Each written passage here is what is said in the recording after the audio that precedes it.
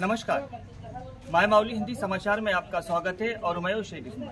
दर्शकों, हम अभी इस वक्त बेला के पीएस में है, यानी पुलिस स्टेशन में अभी इस वक्त मौजूद है और बेला के एसआई डी राधिका का कहना है कि जहां पर भी बेल्ट शॉप जो चल रहे हैं उसको तुरंत बंद कर दिया जाए, क्योंकि चुनाव आयोग ने इस साफ तौर पर जाहिर कर दिया गया है कि जब चुनाव संहिता का जब निर्णय चालू हो जाता है, यानी इलेक्शन कोड गिर जाता है, ये सब धंधे बंद कर दिया जाए। इसलिए कल बेला शहर में दो जगह पर, बेला केंद्र में दो जगह पर धाड़ मारी गई है और 35,000 के करीब जो शराब है वो मिली गई है। अभी डी राधिका का कहना है कि अगर जो भी छोटे छोटे गांवों में जिस तरह से भी ये शराब का काम चल रहा है या तो बेल्ट शॉप चल रहे हैं, वो उनको सख्त तौर पर मनाही है और इसका काम बिल्कुल बंद कर दिया जाए। जब तक चुनाव संहिता का निर्देशन नहीं आता है, जब तक चुनाव होते नहीं है, जब तक ये बेल्ट शॉप बंद करने का सीधे तौर पर आदेश दिया गया है।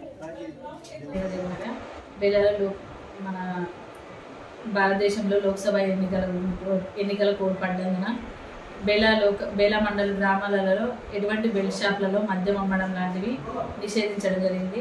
దానికి అనుగుణంగానే ఎలక్షన్ కోడ్ సందర్భంగా బేలా లోకల్లో 2 బెల్ట్ షాప్లలో దాడి చేసి 30,000 పైన నగదు గల మద్యం బాటిళ్లను సీజ్ చేయడం జరిగింది। ఇలాగే బేలా లోకల్లో ఎక్కడ కూడా మద్యం అమ్మినా ఎటువంటి ఆంక్షలు లేకుండా కేసులు నమోదు చేస్తామని ప్రజలకు తెలియజేయడం జరుగుతుంది।